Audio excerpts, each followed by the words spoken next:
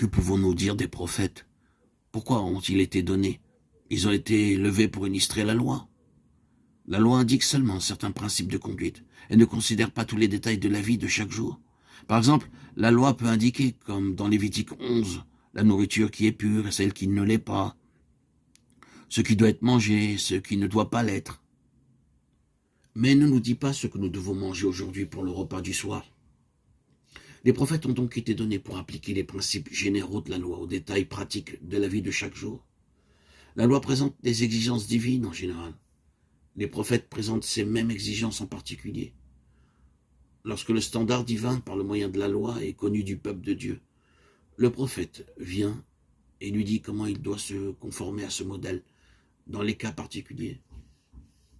Dieu n'a pas voulu approuver la considération de Pierre pour la loi et pour les prophètes en présence de Christ parce qu'il avait promis que dans la dispensation du Nouveau Testament, il ne se fera ni tort ni dommage sur toute ma montagne sainte, car la terre sera remplie de la connaissance de l'Éternel comme le fond de la mer par les eaux qui le couvrent.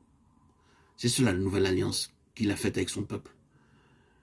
Aucun n'enseignera plus son concitoyen, ni aucun frère en disant « Connais le Seigneur », car tous me connaîtront depuis le plus petit jusqu'au plus grand d'entre eux.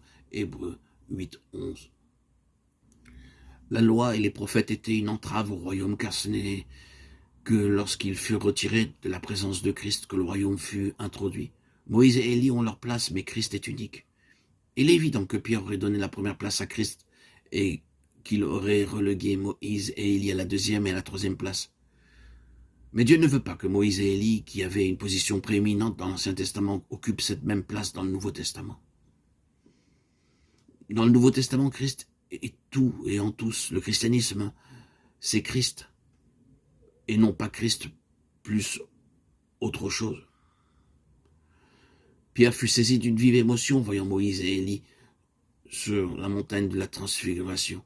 Et aussi en voyant Christ, il s'exclama « Maître, il est bon pour que nous soyons ici. Dressons 3 tentes, une pour toi, une pour Moïse et une pour Élie. » Il n'eut pas loisir d'aller plus loin dans sa remarque, car il fut interrompu par Dieu. Et de la nuée sortit une voix qui dit « Celui-ci est mon fils élu, écoutez-le. » Il était nécessaire et vital que les propos impulsifs de Pierre soient censurés. C'est pourquoi Dieu est intervenu pour faire taire Pierre par ses paroles.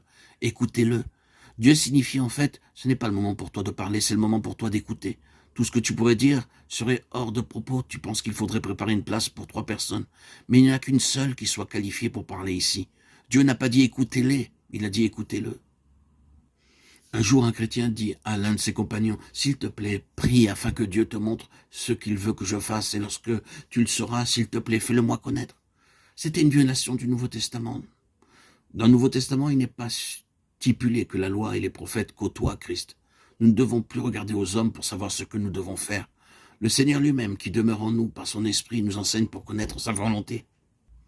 Dans Acte 21, il nous est rapporté que lorsque Paul eut le sentiment qu'il devait aller à Jérusalem, un certain nombre de personnes voulurent le dissuader de s'y rendre, car il aurait à faire face à des difficultés.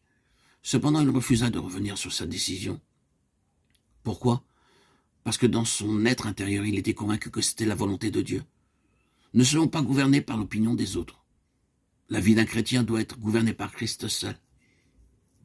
À l'époque de l'Ancien Testament, le peuple de Dieu devait consulter les prophètes, mais il n'en est plus ainsi dans la période du Nouveau Testament.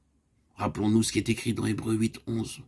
Aucun n'enseignera plus son concitoyen, ni aucun son frère en disant « Connais le Seigneur », car tous me connaîtront depuis le plus petit jusqu'au plus grand d'entre eux.